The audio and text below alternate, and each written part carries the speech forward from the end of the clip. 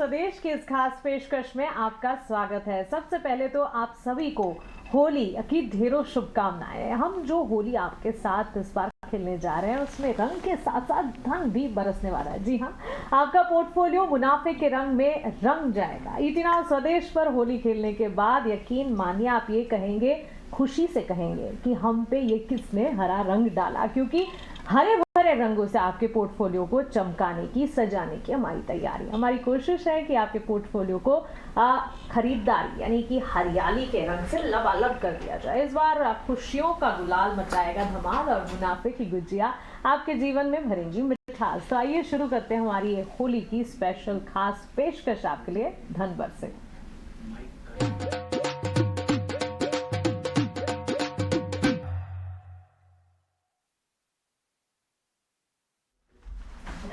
खास पेशकश में हमारे साथ बाजार के दिग्गज एक्सपर्ट भी जुड़े हैं जो हमसे बातचीत करेंगे और आपके पोर्टफोलियो को खरीदारी यानी कि तेजी के रंगों से भरने में आपकी मदद भी करेंगे।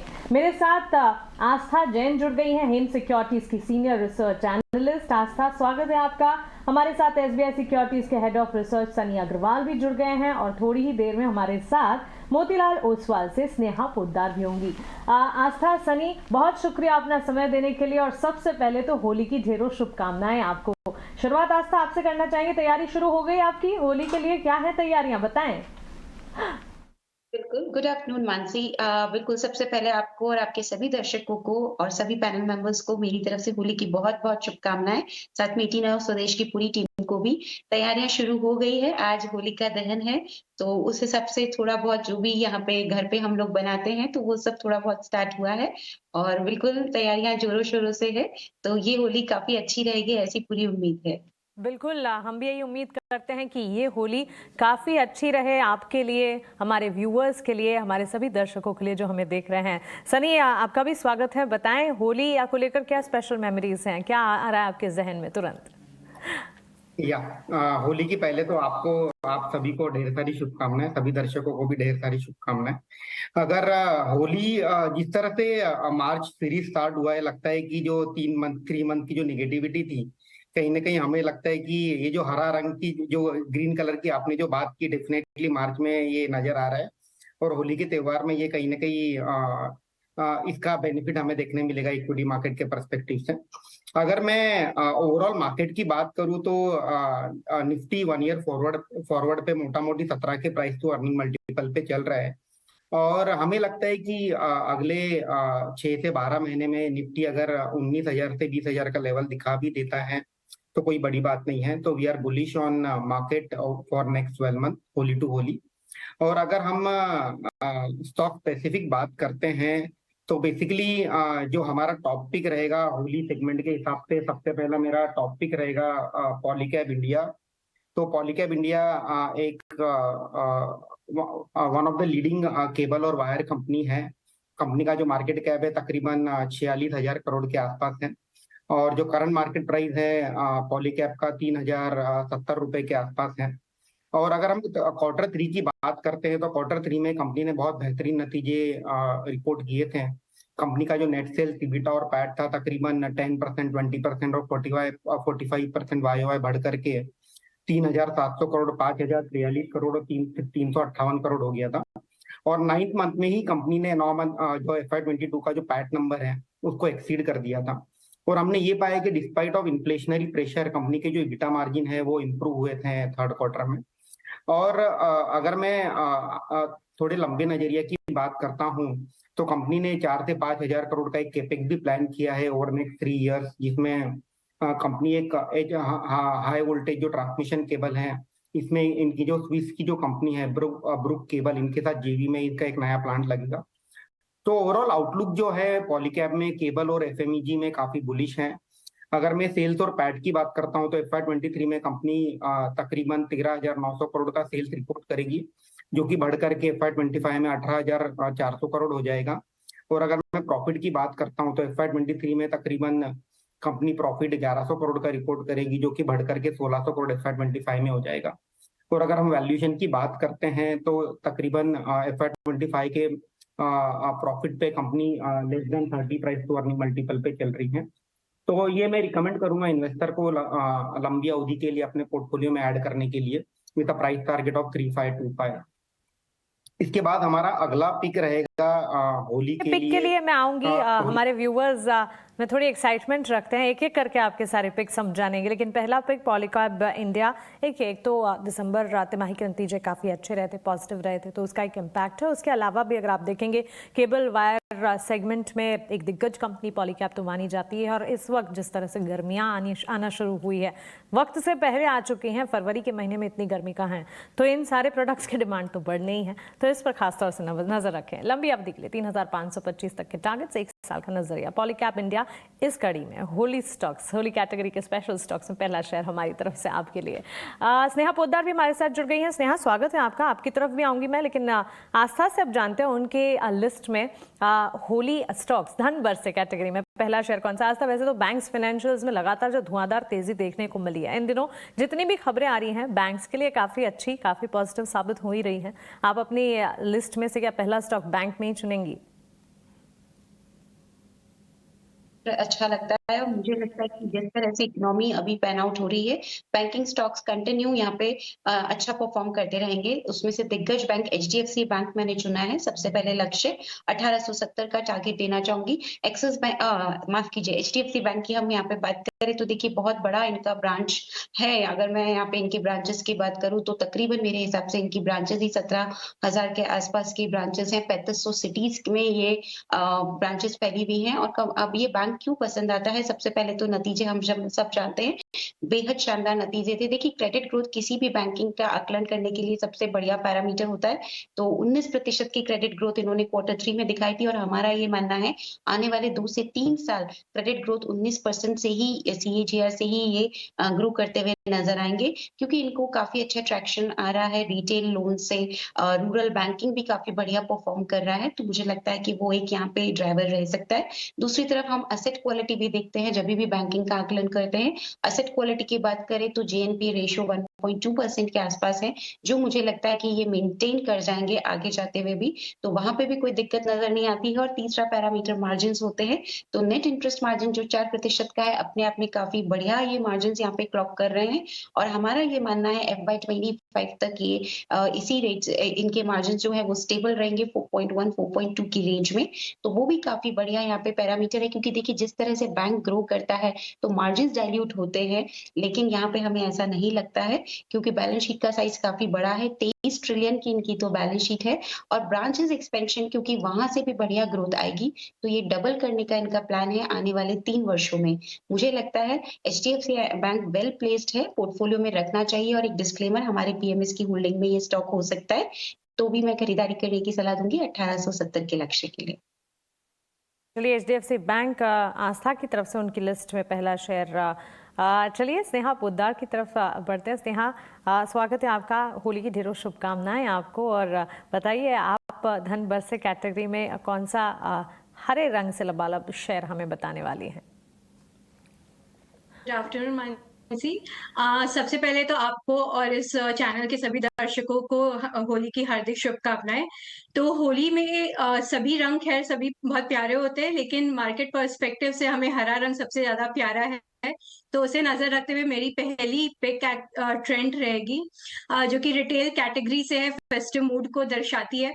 तो अगर हम ट्रेंड की बात करें तो कंज्यूमर डिस्क्रिशनरी में हमें काफी स्लो डाउन दिखने को मिल, बट उसके बावजूद ट्रेंड में एक अच्छी ग्रोथ दिखाई दी है। ट्रेंड क्वार्टर आफ्टर क्वार्टर हमें सरप्राइज किया है अपने अच्छे नंबरों से, और इसका कारण यह है कि वो वैल्यू प्रोपोजिशन ऑफर करता है, जिसके कारण उसके फुटप्रिंट एडिशन हर स्टोर में काफी स्ट्रॉन्ग है। और plus at the same time जो सेम स्टोर सेल्स ग्रोथ, जो एक बहुत इंपॉर्टेंट नंबर होता है रिटेल स्टॉक के लिए, तो इसमें भी हमें हमेशा बढ़ोतरी ही दिखी है। तो इसका सबसे बड़ा कारण ये है कि कंपनी फोकस करती 3-4 ब्रांड्स के ऊपर, जो कि उसके खुद के इन हाउस ब्रांड्स है, और जहाँ पे वो वैल्यू प्रोपोजिशन उसका सबसे नंबर 1 प्रायोरिटी रहता है। और इसके लिए कंपनी ने लास्ट अगर आप देखें 1 साल से काफी अग्रेसिव एक्सपैंड कर रही है, पर फिर भी उसके बैलेंस शीट पे या उसके ऑपरेशनल परफॉर्मेंस पे हमें कहीं पे भी दबाव नहीं देखने को मिला। इनफैक्ट ये सब जो न्यू स्टोर्स है उनका परफॉर्मेंस काफी एनकरेजिंग रहा है, जिससे कि मैनेजमेंट अब काफी कॉन्फिडेंट है कि मीडियम टर्म में अपने ग्रोथ को वो डबल कर पाएगी। और उसके जो न्यू कैटेगरीज है ऑलरेडी उनका कंट्रीब्यूशन 15-20% हो चुका है टुवर्ड्स दी रेवेन्यू। सो हम काफी बुलिश है इस स्टॉक के लिए, और फॉर नेक्स्ट 1 ईयर हम रिकमेंड करेंगे with a target price of 1500, क्योंकि हम यहाँ पे earnings growth 30% plus kind of देख रहे हैं फॉर नेक्स्ट 2 ईयर्स। एक्सपर्ट्स की तरफ से पहले शेयर्स आ चुके हैं और भी लिस्ट है लंबी, अच्छी खासी मजबूत फंडामेंटल्स वाले स्टॉक्स की। लेकिन इस वक्त अगर देखें हमारे एक्सपर्ट्स के रडार पर रिटेल स्पेस भी है, बैंक्स एंड फाइनेंशियल्स भी हैं और कुछ चुनिंदा साइक्लिकल्स भी हैं, जैसे कि सनी ने पॉलीकैप पर अपना नजरिया हमारे साथ शेयर किया। Sunny, coming back to you, बताइए अगला शेयर कौन से सेक्टर से जुड़ा हुआ होगा और इसके पीछे के रैशनल क्या बताएंगे आप?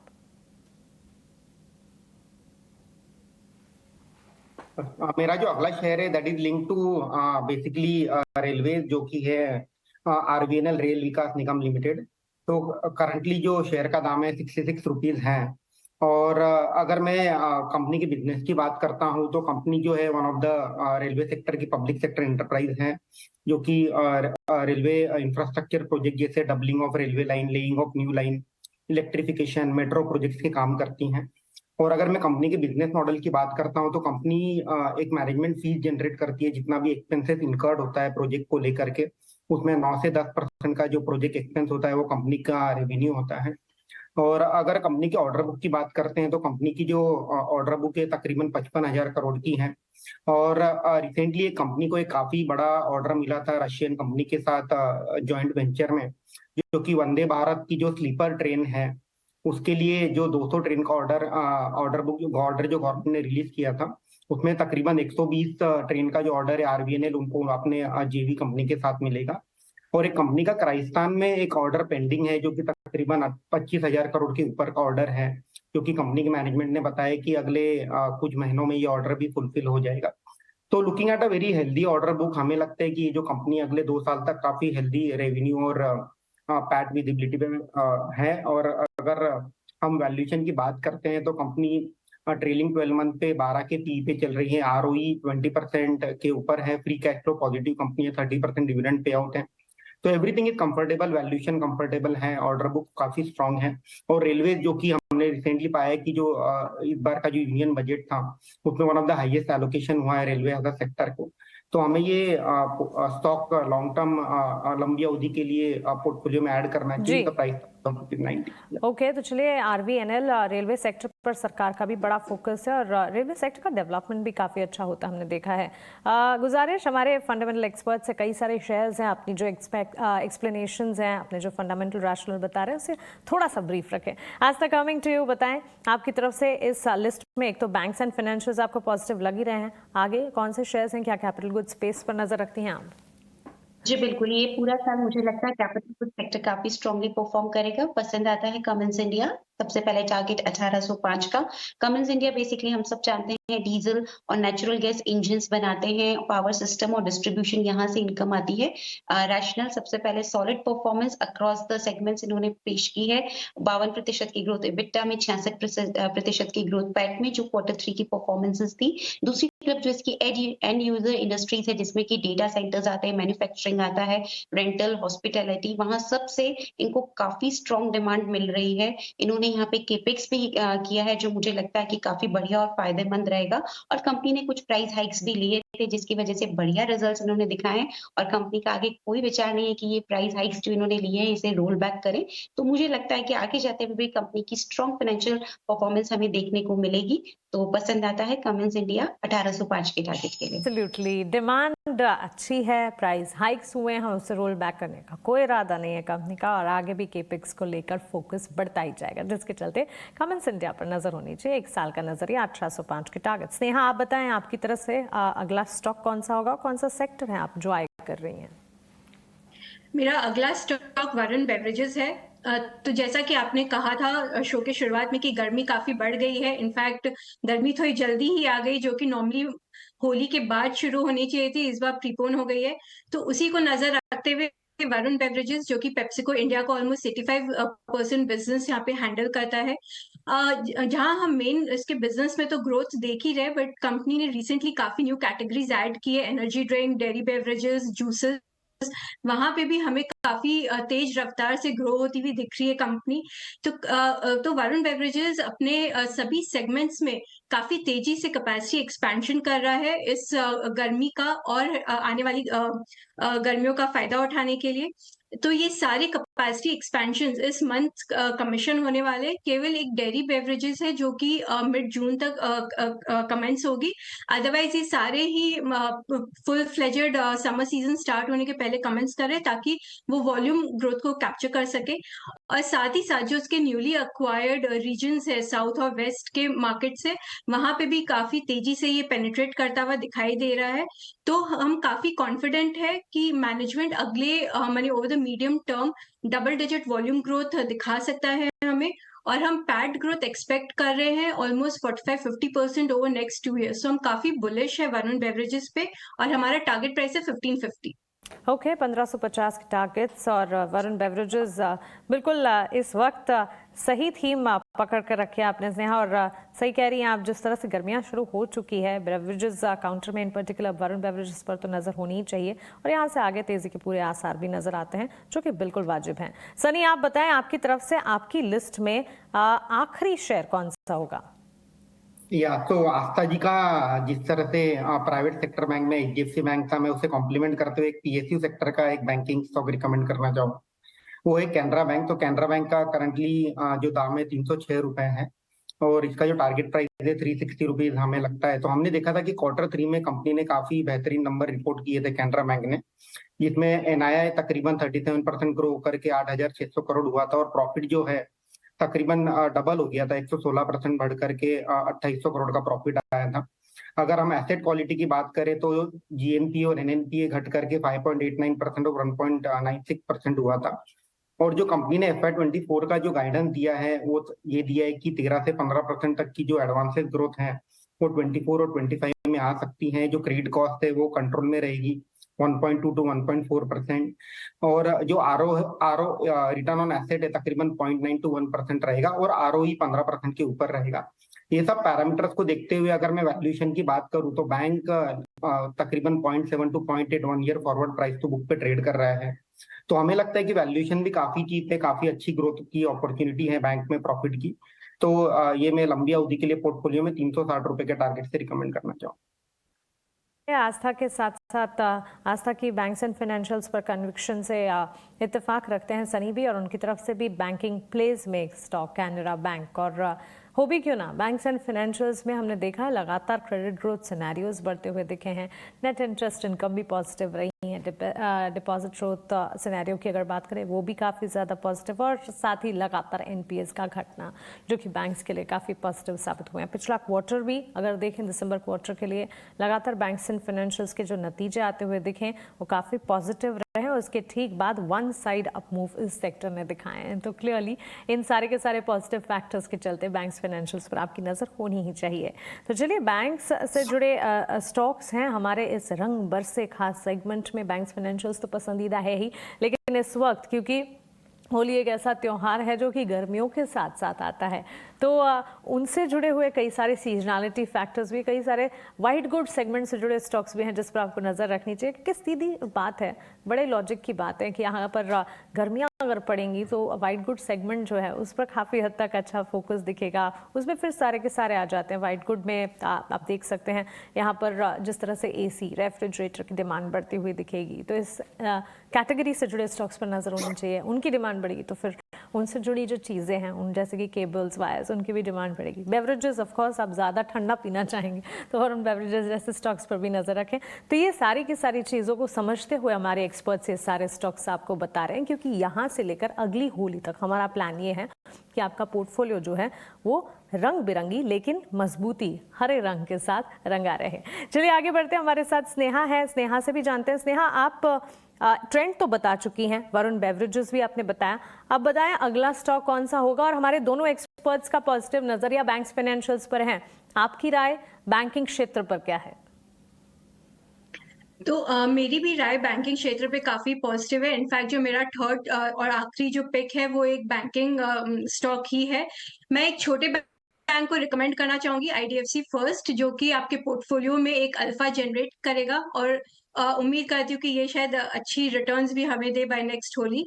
तो अगर हम आईडीएफसी फर्स्ट की बात करें तो ये बैंक काफी फोकस कर रहा है अपने रिटेल और कमर्शियल लोन्स के ऊपर, जिससे वो अपने पूरे अपने लोन बुक को स्ट्रेंथन कर रहा है। जो इसके जो होलसेल बुक थी, जो कि काफी इसके अर्निंग्स को डिप्रेस कर रही थी, वो भी अब काफी मॉडरेट हो चुकी है, जिसके कारण बैंक का जो एसेट क्वालिटी है काफी इम्प्रूव हो चुका है, और अब हमें एक अच्छी अर्निंग्स ग्रोथ दिखाई दे रही है। तो हम ओवरऑल एक्सपेक्ट कर रहे हैं कि इसकी जो लोन बुक है वो शायद ग्रो करे by around 25-30% over next 2 years. और बैंक ने जो भी रिसेंट में फंड रेजिंग भी किया, प्रेफरेंशियल अलॉटमेंट के थ्रू जो किया था, तो वो भी एक है ना आईडीएफसी फर्स्ट को हेल्प करेगी तेजी से है ना आगे अपने इस ग्रोथ के लक्ष्य को अचीव करने के लिए। तो ओवरऑल हम काफी पॉजिटिव है इस बैंक पे, और हम एक्सपेक्ट करते हैं ROE of 1.3% and ROE of 14% by FY25। तो हमारा लक्ष्य है 70 रुपीज फॉर नेक्स्ट 1 ईयर। 70 का लक्ष्य आईडीएफसी फर्स्ट बैंक में। स्नेहा की तरफ से भी बैंक्स एंड फाइनेंशियल्स पर पॉजिटिव कन्विक्शन आ गई है, और इसी से इंडिकेशन मिलते हैं कि सेक्टर स्पेसिफिक अगर अप्रोच को देखें तो किस तरह से बैंक्स एंड फाइनेंशियल्स पर, चाहे फिर हमारे टेक्निकल एक्सपर्ट्स हो जो कि अन्य सेगमेंट शोज में हमारे साथ जुड़ते हैं, उनका भरोसा कायम है, और किस तरह से फंडामेंटल एक्सपर्ट्स का भी मानना है कि लंबी अवधि के लिए ही, सिर्फ ट्रेड के लिहाज से नहीं, लॉन्ग टर्म प्ले, अगर आप इन्वेस्टमेंट कैटेगरी का मन बनाकर चल रहे हैं, इन्वेस्टमेंट के लिहाज से सोच कर चल रहे हैं, तब भी बड़े सारे अच्छे चुनिंदा बैंक्स हैं जिस पर नजर रखनी जानी चाहिए। इसमें हैवी वेट्स भी शामिल हो जाते हैं, छोटे मुद्दे वाले बैंक्स भी हैं, पीएसयू स्पेस है जो कि लगातार आउट परफॉर्म कर रहा है, साथ ही प्राइवेट सेक्टर बैंक यानी कि निजी क्षेत्र की बैंक्स में भी खासतौर से नजर रखनी चाहिए।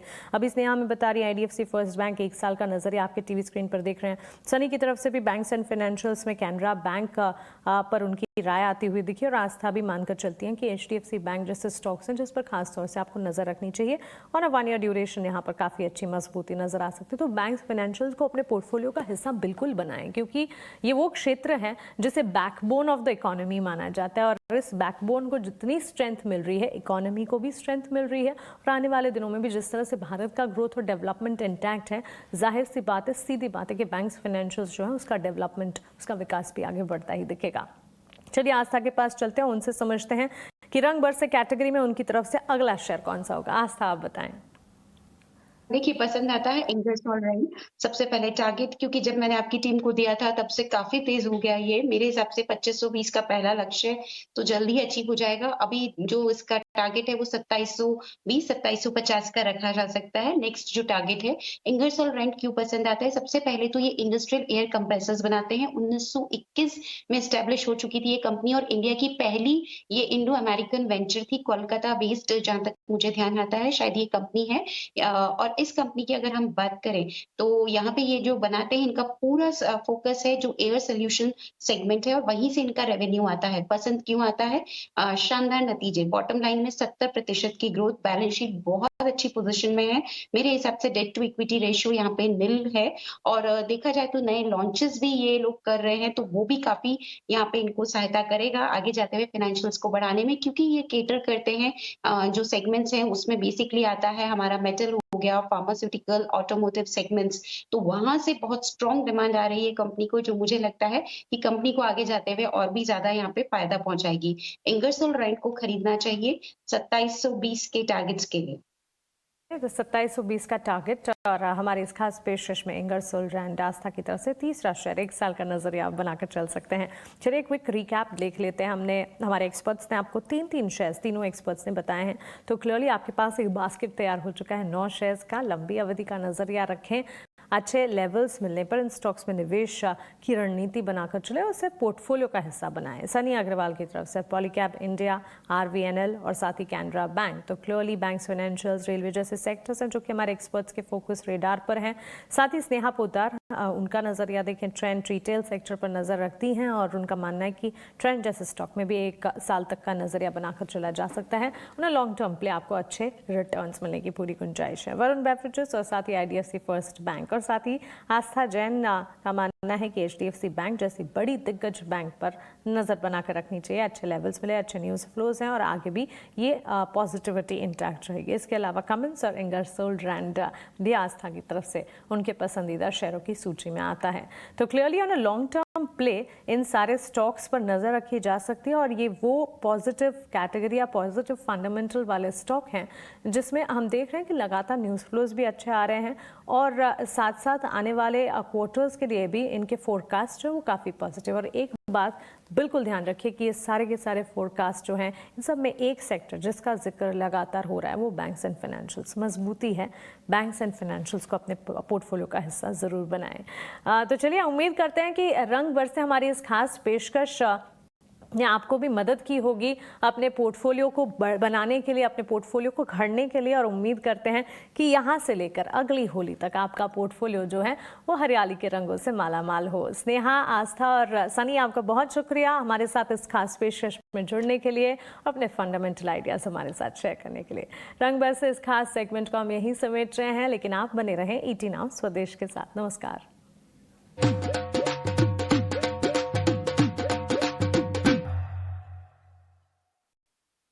मैं हूं खुश, बताऊंगा शेयर्स ऐसे जो करेंगे आपको खुश। जानिए मेरे साथ कड़क शेयर्स रोज ET नाउ स्वदेश पर। देखो